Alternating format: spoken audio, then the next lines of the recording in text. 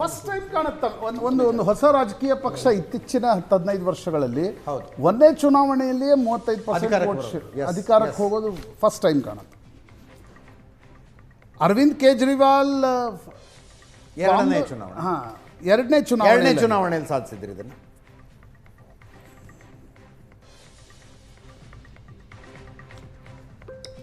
ಪಶ್ಚಿಮ ಬಂಗಾಳದಲ್ಲಿ ಬಿಜೆಪಿ ಮತ್ತು ತೃಣಮೂಲ ಕಾಂಗ್ರೆಸ್ ನಡುವಿನ ವೋಟುಗಳ ಅಂತರ, ಸೀಟುಗಳ ಅಂತರ ಜಾಸ್ತಿ ಆಗ್ತಾ ಇದೆ. 185 ಸೀಟ್ಗಳಲ್ಲಿ ಬಿಜೆಪಿ ಮುನ್ನಡೆ, 185. ಲಿಟ್ರಲಿ ಮುಸ್ಲಿಂ ಬಾಹುಳ್ಯ, ಹಿಂದೂ ಬಾಹುಳ್ಯ, SC ಸೀಟ್ಗಳು, ST ಸೀಟ್ಗಳು, ರೂರಲ್ ಸೀಟ್ಗಳು, ಅರ್ಬನ್ ಸೀಟ್ಗಳು ಎಲ್ಲದರಲ್ಲೂ ಕೂಡ ಬಿಜೆಪಿ ಮುನ್ನಡೆಯನ್ನು ಕಾಯ್ದುಕೊಂಡಿದೆ.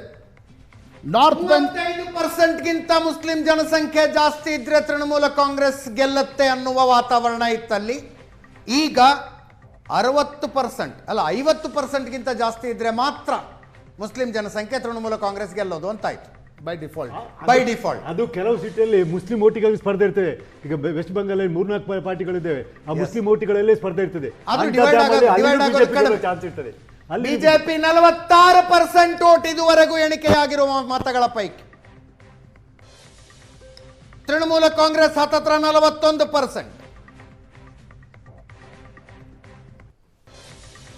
185 ಕ್ಷೇತ್ರಗಳಲ್ಲಿ ಮುನ್ನಡೆ ಕಾಯ್ದುಕೊಂಡಿದೆ ಬಿಜೆಪಿ. ಪ್ರಧಾನಿ ನರೇಂದ್ರ ಮೋದಿ ಸಂಜೆ ಪಾರ್ಟಿ ಆಫೀಸಿಗೆ ಬಂದು ಭಾಷಣ ಮಾಡೋದು ಕನ್ಫರ್ಮ್ ಅಂತಾಯ್ತು.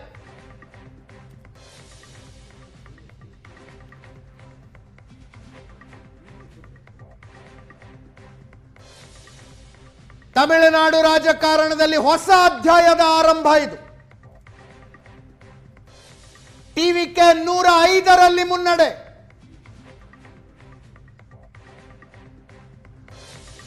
ಮೋಸ್ಟ್ಲಿ ಇಲ್ಲಿಗೆ ಇವತ್ತಿಗೆ ಕಮ್ಯುನಿಸ್ಟ್ ಕೂಡ ಎಂಡ್ ಆಗ್ತದೆ ಅಂತ. ಇನ್ನು ಅಲ್ಲಿ ಎಮರ್ಜ್ ಆಗ್ತದೆ, ಯಾವುದು ಬಿಜೆಪಿ ಎಮರ್ಜ್ ಆಗ್ತದೆ ಅಲ್ಲಿ. ಈ ಸಲ ಏನು ಗೊತ್ತಾ, ಕಮ್ಯುನಿಸ್ಟ್ ಬ್ಯಾಕ್ ಅಲ್ಲಿ ಹಿಂದೂ ಓಟ್ಸನ್ನು ಬಿಜೆಪಿ ಅವರು ತಗೊಂಡ್ಬಿಟ್ರು. ಆಲ್ಮೋಸ್ಟ್ ಅಲ್ಲಿ ಮೈನಾರಿಟೀಸ್ ವೋಟಿಸ್ ಕಾಂಗ್ರೆಸ್ ಕಡೆ ಸಿಕ್ಕಾಪಟ್ಟೆ ಹೋಗಿದೆ. Christians and Muslims around 48%. ಅದು most of the oats BJP ಇವರಿಗೆ ಕಾಂಗ್ರೆಸ್ ಕಡೆ ಹೋಗಿದೆ. ಯಾರು ಬಿಜೆಪಿಯವರು ಓಟ್ ಕಿತ್ಕೊಂಡಿದ್ದಾರ ಅದು Marxist ಓಟಿಂದ ಕಿತ್ಕೊಂಡದ್ದು Hindu ಓಟ್ಸ್ಗಳು. So Hindu oats ಇನ್ನಷ್ಟೇ ಅಲ್ಲಿ ಪ್ರಾಬಲ್ಯ ಆಗ್ತಾ ಇರುವಾಗ ಆಟೋಮೆಟಿಕಲಿ ಕಮ್ಯುನಿಸ್ಟ್ ಉಂಟಲ್ಲ, ಭಾರತ ಇತಿಹಾಸದಲ್ಲಿ ಕಮ್ಯುನಿಸ್ಟ್ ಅಂತ ಮುಗಿದೋದು. Mostly today may be the end of the communist rule in India ಆಗ್ತದೆ. ಒಂದ್ಸಲ ಹೊರಗೆ ಹೋದಿಲ್ಲ, ತ್ರಿಪುರಾ ಮತ್ತೆ ಆಗುದಿಲ್ಲ ಕಮ್ಯುನಿಸ್ಟ್ಗೆ. ಯಾಕಂದ್ರೆ ಆ ಕೆಡರ್ ಇಲ್ಲ ಈಗ. ಕಮ್ಯುನಿಸ್ಟ್ ಅದ ಫಂಡಮೆಂಟಲ್ಸ್ ಇಲ್ಲ ಈಗ ಇಂಡಿಯಾದಲ್ಲಿ. ಆ ಫಂಡಮೆಂಟಲ್ಸ್ ಕಮ್ಯುನಿಸಮ್ ಎಂಬುದು ಉಂಟಲ್ಲ, ಕ್ಯಾಪಿಟಲಿಸಮ್ ವರ್ಸಸ್ ಕಮ್ಯುನಿಸಮ್ ಅಂತ, ಅದು ಇಲ್ಲ ಈಗ. ಫಂಡಮೆಂಟಲ್ಸ್ ಕಳೆದೋಗಿದೆ. ಕೇರಳದಲ್ಲಿ ಅದರದೇ ಆದ ಸಪರೇಟ್ ಮಾಡೆಲ್ ಇತ್ತು ಸರ್, ಅದು ಇತ್ತು. ಬಟ್ ಈಗ ಮತ್ತೊಂದು ಉಂಟಲ್ಲ ವೇಕಮ್, ಅಲ್ಲಿ ಸೆಕೆಂಡ್ ಲೈನ್ ಲೀಡರ್ ಇಲ್ಲ. ವಿಜಯನ್ ಬಿಟ್ಟರೆ ಕೇರಳದಲ್ಲಿ ಸೆಕೆಂಡ್ ಲೈನ್ ಲೀಡರ್ ಇಲ್ಲ. ವಿಜಯನ್ ಈಗ ಪ್ರಾಯತ್ತು ಮುಂದಿನ ಎಲೆಕ್ಷನ್ ನಡೆಸ್ಕೊಳ್ಳಿ ಹೋಗ್ಲಿಕ್ಕೂ ಕಷ್ಟ. ಆಕ್ಚುಲಿ ಪ್ರಧಾನಮಂತ್ರಿ ಮೋದಿ ಸಂಜೆ 6:30ಗೆ ಪಾರ್ಟಿ ಆಫೀಸಿಗೆ ಬರ್ತಾರೆ. ಅದು ಬಂದೇ ಬರ್ತಾರೆ.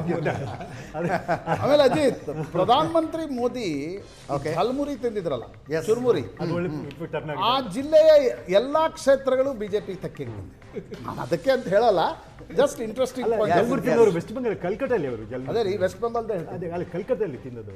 ಜಾರ್ಗ್ರಾಮ್ದಲ್ಲಿ ಬಾರ್ಡರ್ಗೆ ಇರ್ಬೇಕು. ನಾವಲ್ಲಿ ಹೋಗುದಾ? ಟಿವಿಕೆ 176 ಕ್ಷೇತ್ರಗಳ ಮುನ್ನಡೆ ಬಿಜೆಪಿ. 148 ಮ್ಯಾಜಿಕ್ ನಂಬರ್ ಅನ್ನೋದನ್ನು ಗಮನದಲ್ಲಿಟ್ಟುಕೊಂಡು ಪಶ್ಚಿಮ ಬಂಗಾಳದ ಸಂಖ್ಯೆಗಳನ್ನು ಗಮನಿಸಿ, 118 ಮ್ಯಾಜಿಕ್ ನಂಬರ್ ಅನ್ನುವುದನ್ನು ನೆನಪಿನಲ್ಲಿಟ್ಟುಕೊಂಡು ತಮಿಳುನಾಡಿನ ಸಂಖ್ಯೆಗಳನ್ನು ಗಮನಿಸಿ. ಕಾಂಗ್ರೆಸ್ 100ರ ಗಡಿ ದಾಟ್ತಾ ಇದೆ. 101 as of now lead is 101 seats, left his 38, others ಒಂದು ಮಾತ್ರ. ಬಿಜೆಪಿ ಒಂದು ಸೀಟ್ನಲ್ಲಿ ಮಾತ್ರ ಮುನ್ನಡೆಯಲ್ಲಿದೆ. ಕನ್ಸಲ್ಟೇಟ್ ಆಗಿದೆ. ಬೇರೆ ನಿಮಗೆ ಹಿಂದೂ ಓಟ್ಸ್ ಉಂಟಲ್ಲ, ಬಿಜೆಪಿ ಅವರು ತೊಗೊಂಡ್ಬಿಟ್ಟಿದ್ದಾರೆ ಸ್ವಲ್ಪ ಮಾರ್ಕಿಸ್ಟ್ ಹೋಗೋ ಒಟ್ಟು. ಅದೇ ರೀಸನ್ ಮತ್ತೆ ಅದೇ ಹೇಳ್ತಾರೆ, ಇಂಡಿಪೆಂಡೆನ್ಸ್ ಇದ್ದಾರಲ್ಲ ಅದೆಲ್ಲ ಹೆಚ್ಚಿನವರೆಲ್ಲ ಇರ್ಬೋದು. ಭಗವಾನ್ ದೇತಾ ಇತ್ತು ಚಪ್ಪಡ್ ಫಾಡ್ಕೆ ದೇತಾ. ಎಲ್ಲ ರಾಜ್ಯಗಳಲ್ಲಿ, ಕೇರಳದಲ್ಲಿ ಕಾಂಗ್ರೆಸ್ಗೆ, ಅಸ್ಸಾಂನಲ್ಲಿ ಬಿಜೆಪಿಗೆ, ಪಶ್ಚಿಮ ಬಂಗಾಳದಲ್ಲಿ ಬಿಜೆಪಿಗೆ, ತಮಿಳುನಾಡಿನಲ್ಲಿ ವಿಜಯ್ಗೆ. ಎಲ್ಲ ಸ್ಟೇಟಲ್ಲೂ ಕಾಂಗ್ರೆಸ್ಗೆ ವೋಟ್ ಶೇರು ಮತ್ತು ಸೀಟ್ ಶೇರ್ MPs ಆಗಿದೆ. ಇವನ್ ಅಸ್ಸಾಮಲ್ಲೂ ಕೂಡ ಲಾಸ್ಟ್ ಟೈಮ್ ನಾವು ಅಲಯನ್ಸಲ್ಲಿ ಇದ್ವಿ.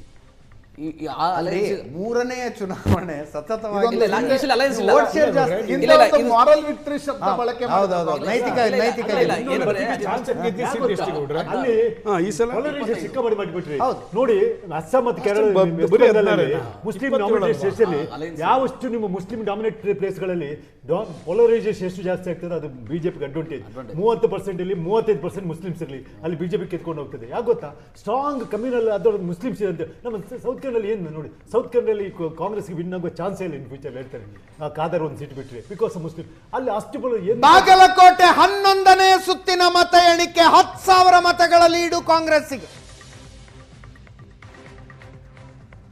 10,500 ಮತಗಳ ಲೀಡು.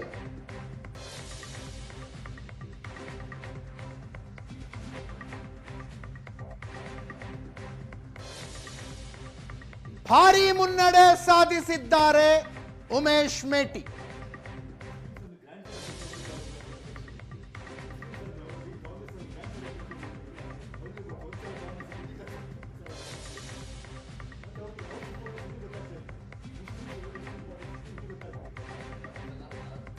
ಶ್ರೀನಿವಾಸ್ ದಾಸಕರಿಯಪ್ಪ 8,500 ಮತಗಳ ಲೀಡು.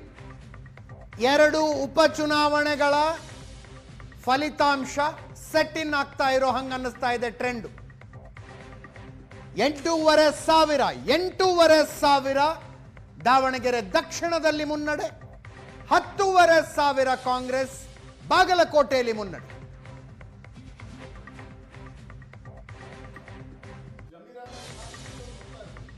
ನೋಡ್ತಾ ಇರ್ತಾರೆ, ಇರಬಹುದೇನು. ನೋಡ್ತಿದ್ದಾರೆ ಯಾರು ಸಂಭ್ರಮದಿಂದ ನೋಡ್ತಾ ಇರ್ತಾರೆ, ಯಾರು ಬೇಜಾರಿನಿಂದ ನೋಡ್ತಾ ಇರ್ತಾರೆ ಅನ್ನೋದು ಇಂಪಾರ್ಟೆಂಟ್. ಜಮೀರ್ ಅವರು ಕೇರಳ ಇನ್ಚಾರ್ಜ್ ಕೊಟ್ಟಿದ್ರು ಅವ್ರಿಗೆ. ಸೊ ಬಹಳ ಸಂಭ್ರಮದಿಂದ ನೋಡ್ತಿರ್ತಾರೆ. ಕೇರಳ ಚುನಾವಣೆ ರಿಸಲ್ಟ್ ನೋಡಿ ಬಹಳ ಸಂತೋಷ ಆಗುತ್ತೆ ಅವ್ರಿಗೆ, ಯಾಕಂದ್ರೆ ಅವ್ರು ಅಲ್ಲಿ responsibility. But not a good news for D K Shivakumar. Davanagere ಇದೆ ಕಂಟಿನ್ಯೂ ಆದರೆ ಹೌದು ಹೌದು. ಡಿ ಕೆ ಶಿವಕುಮಾರ್ಗೆ ಒಂದು ಒಳ್ಳೆ ಸುದ್ದಿ ಏನಲ್ಲ ಇದು. ಯಾಕೆ ಅವರು ಪ್ರಯತ್ನ ಪಟ್ಟಿಲ್ಲ ಅಲ್ಲಿ ಗೆಲ್ಲಿ ಅವರೇ ಟಿಕೆಟ್ ಕೊಡಿಸಿದ್ದು, ಜಮೀರ್ ಅಹ್ಮದ್ ಖಾನ್ ಪ್ರಚಾರ ಮಾಡದೇ ಇದ್ದಿದ್ದು.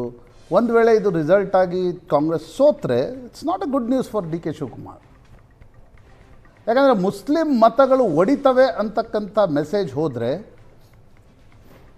ಕಾಂಗ್ರೆಸ್ಗೂ ಕೂಡ 2028 ದೃಷ್ಟಿಯಿಂದ ಒಳ್ಳೆ ಸುದ್ದಿ ಅಲ್ಲ. ಭಾರಿ ಡೇಂಜರಸ್. ಎಲ್ಲಾದ್ರೂ ಮುಸ್ಲಿಂ ಮತ ಹೊಡಿತಂತ ಹೇಳಿದ್ರೆ ಬಟ್ ನಟರಾಜ್ ಗೌಡ್ರು ಅಂದರೆ ಈ ದಾವಣಗೆರೆಯಲ್ಲಿ ಈ ಮಟ್ಟದ ಸೋಲ್ ಆಗತ್ತೆ ಅನ್ನೋದು ಗೊತ್ತಿದ್ರು ಕೂಡ ಏನೊಂದು ಫೈರ್ ಫೈಟಿಂಗ್ ಆಗಲಿಲ್ಲ.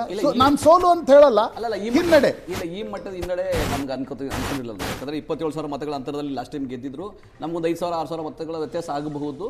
ಆಮೇಲೆ ಯಾಕಂದ್ರೆ SDPI ಕ್ಯಾಂಡಿಡೇಟ್ ಹಾಕಿರೋದ್ರಿಂದ ಇದಾಗಬಹುದು. ಆಮೇಲೆ ಲಿಂಗಾಯತರು ಮತಗಳೆಲ್ಲ ನಮ್ಮ ಕಡೆ ಕನ್ಸಲ್ಟೇಟ್ ಆಗಬಹುದು. ಈ ಥರ ಎಲ್ಲ ಭಾಳ ಕ್ಯಾಲ್ಕುಲೇಷನ್ ಇತ್ತು, ಸಮೀಕರಣಗಳು ನಾವು ಮಾಡಿದ್ವಿ. ಆದರೆ ದಾವಣಗೆರೆ ಒಂದು ಕ್ಷೇತ್ರದಲ್ಲಿ ಹೌದು ಮುಸಲ್ಮಾನರದ್ದು ಅದಾದಮೇಲೆ ಆಗಿರ್ತಕ್ಕಂತಹ ತಲ್ಲಣಗಳಿದಾವಲ್ಲ, ಅದು ಒಳ್ಳೆ ಬೆಳವಣಿಗೆ ಅಲ್ಲ. ಆದರೆ ಇಡೀ ಸ್ಟೇಟಲ್ಲಿ ಲೆಕ್ಕ ಹಾಕೊಂಡಾಗ ನಾವು ಬರೀ ದಾವಣಗೆರೆ ದಕ್ಷಿಣ ತಗೊಂಡು ಮೈನಾರಿಟಿ ಲೆಕ್ಕ ಹಾಕೋಕ್ಕಾಗಲ್ಲ. 9 ಜನ MLA ಗಳಿದ್ದಾರೆ ನಮ್ಮಲ್ಲಿ, 2 ಮಂತ್ರಿಗಳಿದ್ದಾರೆ, 4 ಜನ MLCಗಳಿದ್ದಾರೆ, ಒಬ್ಬರು ಸ್ಪೀಕರ್ ಇದ್ದಾರೆ, ಒಬ್ಬರು ಚೀಫ್ ವಿಪ್ ಇದ್ದಾರೆ, ಒಬ್ಬರು ರಾಜ್ಯಸಭಾ ಮೆಂಬರ್ ಇದ್ದಾರೆ. ಸೊ ಅಂದರೆ ನಮ್ಮಲ್ಲಿ ಆದ್ಯತೆ ಮತ್ತು ಅವಕಾಶಗಳು ಕಾಂಗ್ರೆಸ್ಸಲ್ಲಿ ಎಲ್ಲ ಟೈಮಲ್ಲೂ ಕೊಟ್ಟಿದ್ದೀವಿ, ಮುಂದೆನೂ ಕೊಡ್ತಾರೆ. ಆದರೆ ಒಂದೇ ಒಂದು ಕ್ಷೇತ್ರ ಇಟ್ಕೊಂಡು ಇಡೀ ರಾಜ್ಯದಲ್ಲಿ ಏನೋ ಆಗುತ್ತೆ. ನಟರಾಜ್ ಗೌಡ್ರೆ 2028 ಆಗೋದಿಲ್ಲ. ಯಾವ ಪರಿ ಮುಸ್ಲಿಂ ನಾಯಕರು ಹೊಡೆದಾಡ್ಕೊಂಡ್ರು ಅಂತಂದ್ರೆ ಅದಕ್ಕಿಂತ ಮುಂಚೆ ಏನೋ ಪ್ಯಾಚಪ್ ಮಾಡಿ ಹೋಗಿ ದಾವಣಗೆರೆಯಲ್ಲಿ ಕೆಲಸ ಮಾಡಿಸಿದ್ರೆ ಲಾಭ ಆಗ್ತಿತ್ತು ಏನೋ ನಿಮಗೆ. ಯಾಕಂದರೆ ಎಷ್ಟು 9 ಸುತ್ತಿನ ಮತ ಎಣಿಕೆಯ ನಂತರವೂ ಕೂಡ ನೀವು ಹಿನ್ನಡೆಯಲ್ಲಿದ್ದೀರಿ. ದಾವಣಗೆರೆ ಮುಸ್ಲಿಂ ಬಾಹುಳ್ಯ ಕ್ಷೇತ್ರ ಅದು. ಇರ್ಬೋದು ಅಲ್ಲಿ ಅದು ಒಂದು ಭಾಗ. ಇನ್ನೊಂದೇನಂದ್ರೆ ಆಡಳಿತ ಪಕ್ಷಕ್ಕೆ ಭಾರಿ ಹಿನ್ನಡೆ ಆಕ್ಚುಲಿ. ಏರಿಯಾದಲ್ಲಿ ಸೋಲುದು ಅಂತ ಹೇಳಿದ್ರೆ ಆ ಕ್ಷೇತ್ರ ಸೋತೆ ಎಲ್ಲ ಕಾಣ್ಬೇಕು. ಬೆಂಗಳೂರು ದಕ್ಷಿಣ ಎಂದಾದ್ರು ಸೋತಿಯಾರ ನಾತವ್ರೆ ನಾನು ಬಾರಿ ಒಂದು 20 ವರ್ಷದಿಂದ ಶಾಮನೂರಿಗೆ ಗೆಲ್ತಾ ಬರ್ತಾ ಇದ್ದಾರೆ ಆ ಕ್ಷೇತ್ರದಲ್ಲಿ. ಆದರೆ ಆಫ್ಟರ್ 20-25 ಇಯರ್ಸ್ ನಂತರ ಮೋಸ್ಟ್ಲಿ ಫಸ್ಟ್ ಟೈಮ್ ಸೋಲ್ತಾ ಇದ್ದಾರೆ. ಅದು ರಾಜ್ಯದಲ್ಲಿ ಕಾಂಗ್ರೆಸ್ ಆಡಳಿತ ಇರುವಾಗ. ರಾಜ್ಯದಲ್ಲಿ ಬೈ ಎಲೆಕ್ಷನ್ಗಳು ಆಡಳಿತ ಪಕ್ಷದ ಪರವಾಗಿ ಹೋಗ್ತವೆ. ಇಲ್ಲ ಎಲ್ಲ ಯಾಕಂದ್ರೆ ಗ್ಯಾರಂಟಿ ಯೋಜನೆಗಳಿಂದ ಜನ ಎಲ್ಲ ನಾವು ಹೋಗಿ ಬೈ ಎಲೆಕ್ಷನ್ಗಳಲ್ಲಿ ನಾವು ನೋಡಿದ್ವಲ್ಲ, ಸಂಡೂರು, ಚನ್ನಪಟ್ಟಣ, ಶಿಗ್ಗಾಂವ್ ಎಲೆಕ್ಷನ್ ಎಲ್ಲ ಜನ ವೆಲ್ಕಮ್ ಅಂತಿದ್ರು ನಮ್ಮನ್ನ. ಬಾಗಲಕೋಟೆಯಲ್ಲಿ ವೆಲ್ಕಮ್ ಮಾಡ್ತಾ ಬಾಗಲಕೋಟೆಯಲ್ಲೂ ಅಷ್ಟೇ, ದಾವಣಗೆರೆನೂ ಅಷ್ಟೇ. ಇಲ್ಲಿ ಒಂದು ಸೀಟ್ ಕೊಡಬೇಕಾದಾಗ ಪಾರ್ಟಿ ಒಳ ಜಗಳದಿಂದ ನೀವು ಹಿನ್ನಡೆಯಲ್ಲಿದ್ದೀರಿ. ಬಟ್ ಒಂದು ಹೇಳ್ತೇನೆ, ಇವರು ಮುಸ್ಲಿಮ್ಸ್ ಸೀಟ್ ಕೊಟ್ಟು ಅಲ್ಲ ಮುಸ್ಲಿಮ್ಸ್ ಸೀಟ್ ಕೊಟ್ಟು ಈಗ ಆಗಿರತಕ್ಕಂತಹ ಏನು ಗೊಂದಲ ಆಯಿತು, ಅದೊಂದು ಕ್ಷೇತ್ರದ ಗೊಂದಲ ಇಡೀ ರಾಜ್ಯಕ್ಕೆ ಹಬ್ಬಿಸ್ದಂಗೆ ನೋಡ್ಕೊಳ್ಬೇಕಾದ್ದು, ಅದನ್ನ ವಿಮರ್ಶೆ ಮಾಡಿ ಅದು ತಡಿಬೇಕಾದ್ದು ನಮ್ಮ ನಾಯಕರದ್ದು ಇದ್ದೇ ಇದೆ. ಖಂಡಿತ ಮಾಡೇ ಮಾಡ್ತಾರೆ. ಅಶೋಕ್ ನಾರಾಯಣ ಅವರೇ, ಬಾಗಲಕೋಟೆಯಲ್ಲಿ ಯತ್ನಾಳ್ರನ್ನ ಕರ್ಕೊಂಡು ಬಂದು ಪ್ರಚಾರ ಮಾಡಿದ್ರು. ವೀರಣ್ಣ ಚರಂತಿಮಠ ಅಡ್ವಾಂಟೇಜಲ್ಲಿದ್ದಾವೆ ಅಂತ ಮಾಧ್ಯಮಗಳು, ನಾವು ಕೂಡ ಹೇಳ್ತಾ ಇದ್ವಿ ಇಲ್ಲ ವೀರಣ್ಣ ಚರಂತಿಮಠರಿಗೆ ಎಜ್ಜಿದೆ ಅಂತ. ಏನಾಯ್ತಿದೆ ಈ ಪರಿಯ ಒಂದು ಹಿನ್ನಡೆಯಲ್ಲಿದ್ದೀರಿ ಬಾಗಲಕೋಟೆಯಲ್ಲಿ? ಇಲ್ಲ, ಒಂದು ಎಲ್ಲೋ ಒಂದು ಕಡೆ ಅವ್ರಿಗೆ ಒಂದು ಸಿಂಪತಿ ಅನ್ನೋದಿದೆ. ಎಚ್ ವೈ ಮೇಟಿ ಸೂತಿರ್ತಕ್ಕಂಥದ್ದು ಫ್ಯಾಮಿಲಿಗೆ ಒಂದು ಸಿಂಪತಿ ಇದೆ. ಆ ಸಿಂಪತಿ ಮೇಲೆ ಇದಾಗಿದೆ. ಮತ್ತು ಮುಖ್ಯಮಂತ್ರಿಗಳು ಸ್ವತಃ ಸುಮಾರು ದಿನ ಅಲ್ಲಿ ಕುಂತ್ಕೊಂಡು ಸುಮಾರು ಒಂದು 10 ಜನ ಮಿನಿಸ್ಟರ್ಸ್ಗಳು, ಒಂದು 30 ಜನ MLAಗಳು ಅಲ್ಲಿ ಕೂತ್ಕೊಂಡು ಲಾಬಿ ಮಾಡಿದ್ದಾರೆ. ಹಿಂಗಾಗಿ ಆ ಒಂದು ಬಟ್ ಸಿಂಪತಿ. ದಾವಣಗೆರೆ ನೋಡಿ, ನಿಮ್ದು ಲೀಡ್ ಕಡಿಮೆ ಆಯ್ತು ಈಗ, 3225 ಮತಗಳ ಮುನ್ನಡೆ ಮಾತ್ರ. ಅದೇ ನಮ್ಮ ದಾವಣಗೆರೆಯಲ್ಲಿ ನಿಮಗೆ ಸ್ಟಿಲ್ ಇಟ್ಸ್ ಓಪನ್. ದಾವಣಗೆರೆಯಲ್ಲಿ ಯಾಕಂದ್ರೆ ಕಾಸ್ಟ್ ಕಾಂಬಿನೇಷನ್ ನೋಡಿದ್ರೆ ಹೌದು. ನನಗೆ ಈವನ್ ನಾವು ಐ ಸೇ ದಟ್ ಎಷ್ಟನೇ ರೌಂಡ್ ಅದು? ಕಾಂಗ್ರೆಸ್ ಎಷ್ಟನೇ ರೌಂಡ್ ಅದು? 10ನೇ ರೌಂಡ್ ಆದ್ಮೇಲೆ 3225 ಮತಗಳ ಮುನ್ನಡೆ. 7 ಸುತ್ತುಗಳ ನಂತರ 8000 ಇತ್ತು. ಒಂದೇ ಸುತ್ತಿಗದು 5000 ಮತಗಳ ಲೀಡ್ ಕಡಿಮೆ ಆಯಿತು. ಅಶ್ವಥ್ ನಾರಾಯಣ ಅವರೇ, ಮುಸ್ಲಿಮರಲ್ಲಿ ದೆಬ್ಬ ಹೊಡೆದಿರ ಅಂತ